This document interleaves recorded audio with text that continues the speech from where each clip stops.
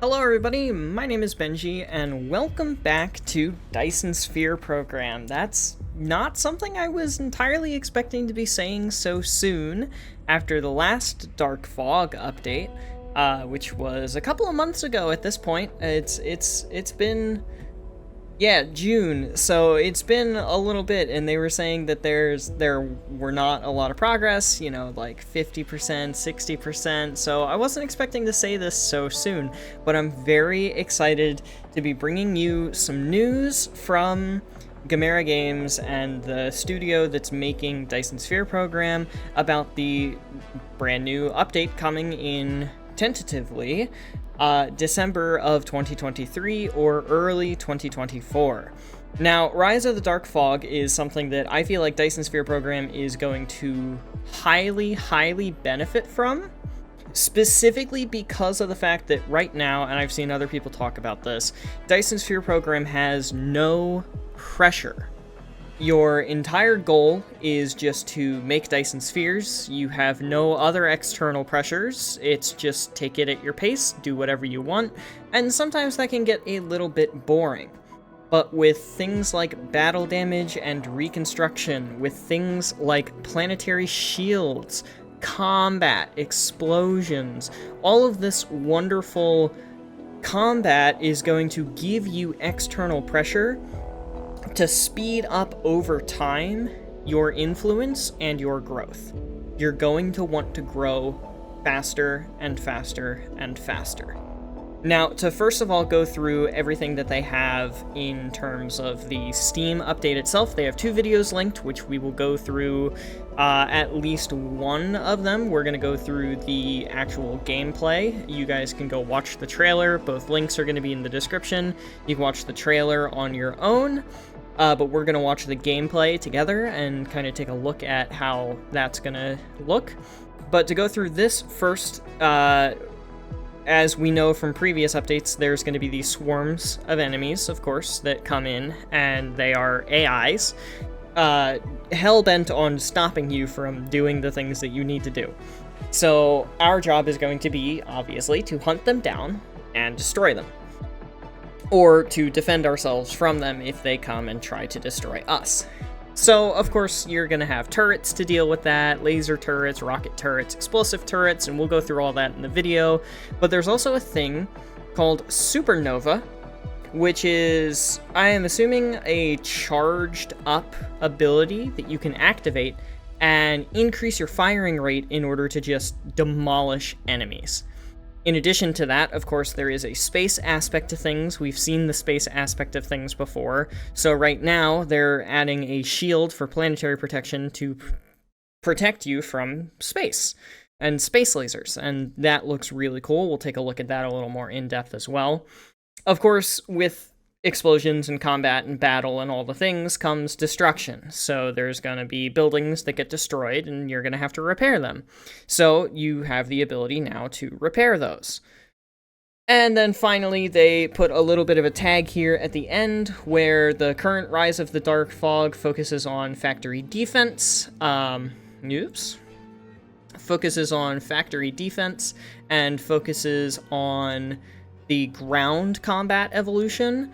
And they say here at the end, by 2024, we will venture into space combat, building space stations, deploying fleets. I really hope we're able to pick the orbits of the space stations and optimize the orbits of the space stations, although I think that might be a little too complex for a video game. That's my field of research, so I would have a blast with that, quite literally. Blast as in destroy things. But then also, of course, we're going to be building our own spaceships to go out and combat against these spaceships that are going to be orbitally bombarding us.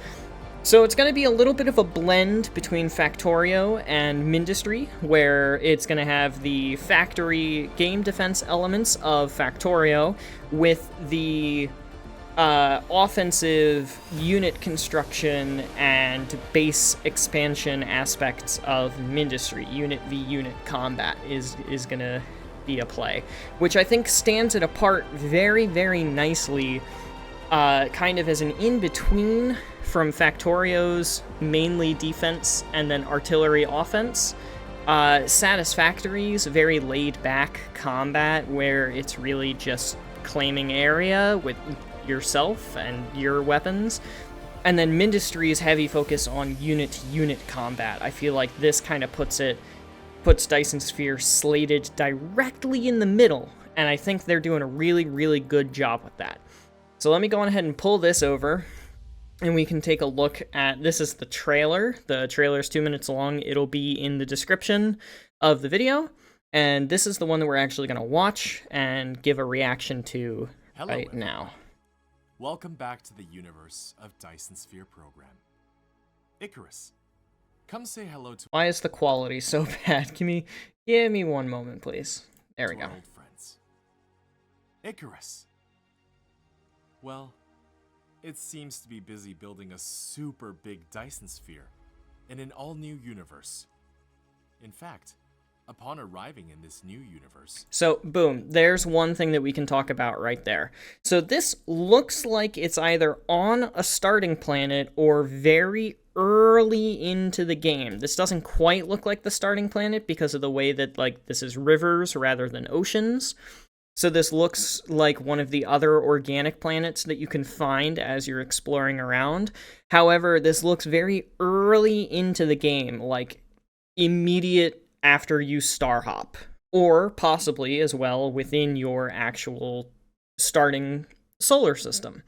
And you can see that they have, let me back it up just a touch here, you can see that they have a ground little base here, which is producing these flying swarms of units.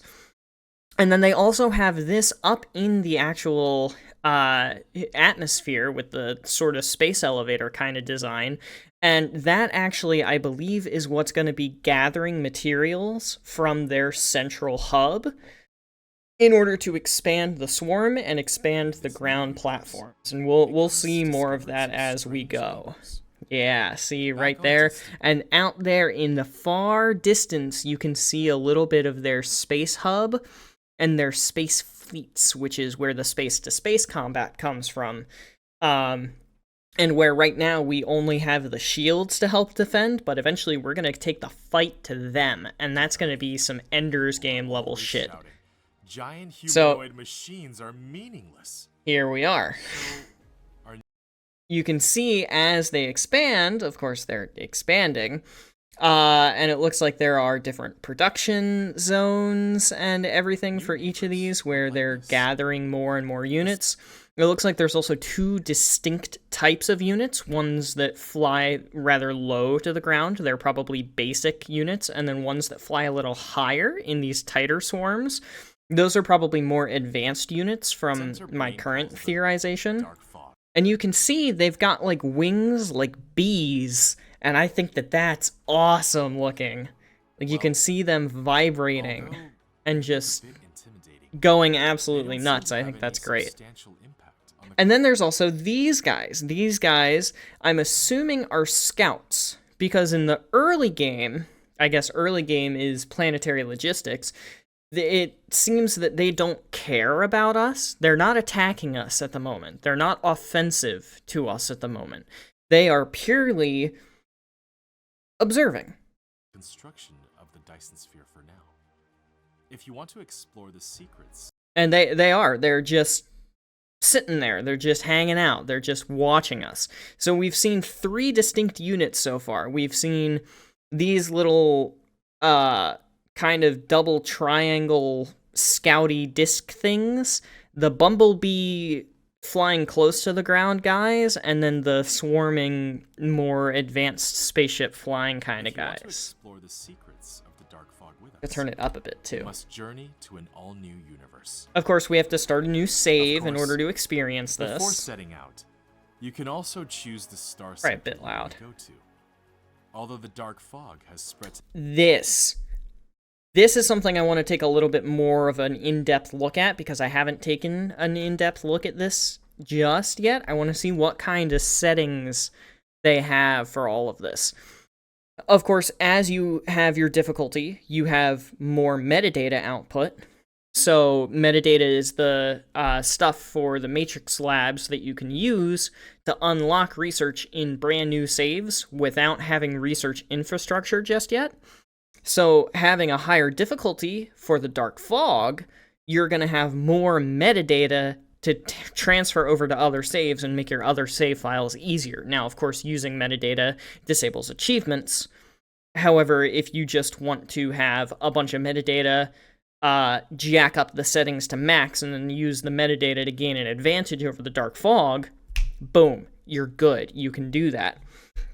Now, it looks like there is an aggressiveness level here, where I'm assuming you can take it all the way down and have it nothing, or you can jack it all the way up to max and make it extremely aggressive, where it's like, oh, you've got planetary logistics, you've got drones going around? No, we're done with that. No fidget spinners, no drones, no nothing. Bad, awful, bad Icarus. Or you can have it a little bit less, where it's like, oh, look at him, he's interplanetary, that's so cute. And you can have that varying level of aggressiveness, which is nice. An initial level of 0, I'm assuming initial level is the complexity at which they grow, because there's a growth speed, so it can't be that. But the initial level, I'm gonna go on ahead and assume, has to do with the tier of their units. Like, their units become more advanced as they level up, and they level up as you level up, and so on and so forth. So initial level, I'm assuming, determines that level of complexity and that level of tier of units. Initial growth factor and initial colonize factor, I'm assuming, is just how fast they grow initially, and then the growth speed factor is probably how fast these two increase. The density is probably how many units are in an attack party, or how many units are in a space station party, and then the threat, battle threat, and battle upgrade, I've got no clue. Every corner of the universe, different planetary systems are occupied. So yeah, there's low growth and high growth. High growth, obviously, they are going buck wild. Tons of ships, tons of swarms, tons of construction, tons of material. And then low growth, of course, they're very, very tiny. Occupied by the Dark Fog to varying degrees. In planetary systems. And as well, something that I think is rather interesting is their orbits are shown here, where low occupation, I can't even see them on this map, which means I don't think that they're here just yet. But then on the high occupation, you can see they have circular orbits of their space stations, because of course they're not just going to have space stations sitting in space. It's possible theoretically to do that using Lagrange points. You can look that up if you feel like it. They're essentially equilibrium points between masses that you can just sit in and technically have an orbit there, but it's going to be a lot harder to maintain that and not realistic. So of course they're going to have their own circular orbits, and you can see that this one is closer, which is more optimal for travel to this planet here. And then there's this one, which we can't actually see it connecting, and it looks like it's sending some ships out to the planet number 3 there. I'm assuming they're gathering resources to be able to grow their fleet, that have not been occupied by the which Dark is Fog. absolutely To nuts. build a Dyson Sphere, if you choose to challenge the more powerful Dark Fog. So yeah, active, 10, 200, 200, You can collect 3 more times metadata. density, 500%, 1,000%? How to balance risk. During the game, metadata assets are produced and can be utilized in the subsequent game at various cluster addresses. The highest meta value data at the cluster address that has more than one save game created will be the metadata, yeah. And reward? It's all up to you to decide. And then, of Alright. course, here's Once the everything is destruction. ready, let's set out. So let's go back here. You can see these guys are the Bumblebee guys, and these guys are the High Swarm Alright. guys. Once everything is So it ready, looks like they're Let's more set- mobile and more all over the place, whereas the Bumblebee guys all right, focus specific Once targets everything is ready, sequentially. let's set out. and rendezvous with Icarus. Through our careful observation, the dark fog always appears. And then there's the dark fog darkest central corners, brain, near I guess black you could holes, call it. expanding at the edge of the universe. And then, again, the utilizing all colonization available point energy with the and space that elevator. directed itself. It proliferates and spreads like a virus. Yes, it does spread like a We virus, initially hence just dark wanted fog. to go up and say hello. Ooh, I missed something there. We Right initially there. ju- They're gathering materials and sending it to the space elevator and sending it down the space elevator to grow. just wanted to And then, go of course, up and units say hello. grow out But of wait, these little ports there. You just saw that we one really do happen. follow the dark force law. Even the best light industrial mecha, Icarus, that once created feats like mining barehanded, plunging into black holes, landing at ultra high speed, and Yeah, flying look at into the them sun, go. And some of them are fight targeting without Icarus as well. As we progress in building the Dyson Sphere, their hostility towards Also, that is a neutron star. And those are its magnetic field poles. I don't exactly know what particles are caught in the magnetic field that it's making this kind of a visual, Icarus but I grows. love it. Or maybe that's a black hole because it's kind of spewing this stuff out, and that's kind of what black holes do. They have an accretion disk and then they spew things. I think neutron Since stars do the too, dark but I fog don't know has shown neutron stars that hostility, well. Steel, gunpowder, and energy will be the best responses to the enemy. And yeah, of course, this is all Let's cure your basic fear of stuff. insufficient firepower. Now, here I want to take a bit of a deep dive into the tech tree. Weapon system is unlocked with 100 blue cubes. Blue cubes are the first ones. So you get the Gauss turret very, very, very early into the game. So you're gonna have a defense super duper early. Let's cure your fear of Missile launcher, similarly, is only 150 blue cubes, but it does have some kind of prerequisite up here that we can't see yet. And then we can also see fighter type A, type E, type F, titanium bullet pack, so we can see there are some more things down here that are kind of Easter eggs. These are probably in-atmosphere fighters, not external space fighters, but that'll be fun to watch grow, because they don't talk about this at all. This is something I just noticed. insufficient firepower. And then signal tower probably helps to communicate between the fighter types. The implosion cannon, red cubes, so you're going to start to need oil processing in order to make the implosion ammunition and stuff. Warship type A is probably where we start to get into spacefaring All vessels. at once. Just a hunch there, and then alloy bullet pack, not a clue. Titanium, obvious, titanium. Alloy, though, no clue. Supersonic missile group, maybe planetary to orbit missile type, not sure. And then warship type F, of course, as well, is a whole thing.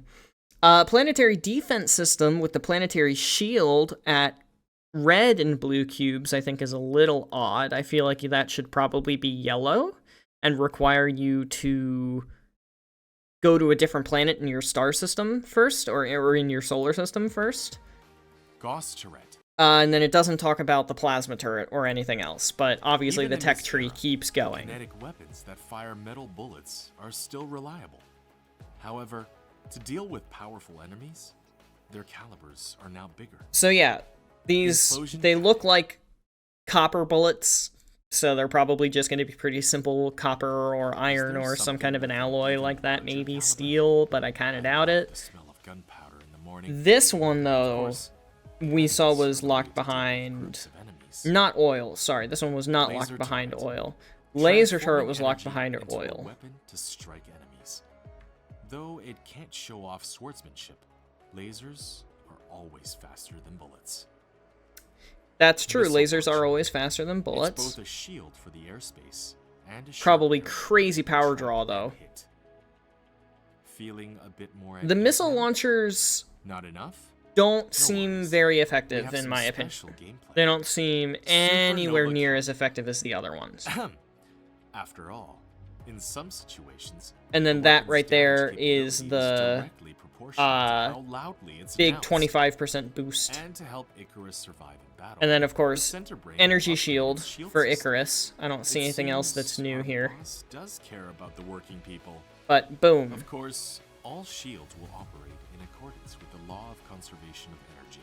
And Icarus. The law of conservation of energy. I appreciate that they're mentioning that directly, because that's something not enough people know about explicitly. The law of conservation of energy and the law of conservation of momentum. So, of course, you're going to have a shield. Your shield is going to have a certain tolerance, but that shield requires energy. So, having a shield, charging your shield, recharging your shield is going to require you to have more energy in your tank. And you can see that as he's getting shot, the energy down here is going down. Remember to shovel a few more scoops of coal into the fuel chamber after. And then it looks like there's the Dorito Scouts again. They look very fast, but they're actually attacking this time. However, they are super quick in comparison. The defense has been breached. And many of our factories have shut down. That due mini to star destroyed collapse was a cool facilities. animation. Look at the destroyed Zion. I feel a bit desperate. Forget about building the Dyson Sphere. I'll spend the rest of my life farming potatoes. Huh? Good information to have from this frame. Not The this rest of frame. my life farming potatoes.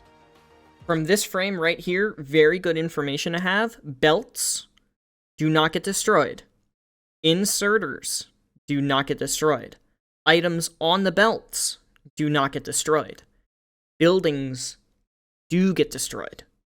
This means, unlike Factorio, the only thing that you're going to have to repair when you go to a planet that's been attacked is going to be your facilities. You're not going to have to worry about the fact that you just lost material. You're only going to have to worry about the fact that you lost throughput. I think that's also a very smart choice to set it apart from the other games as well. Drones? What are you doing? It turns out the drones have an Because now auto-reconstruct feature. you can fix As long as you have everything. You can completely and entirely fix all of your throughput that just got, demolished. But you don't have to worry about your belts. Belts are already a huge cost. You need thousands of them.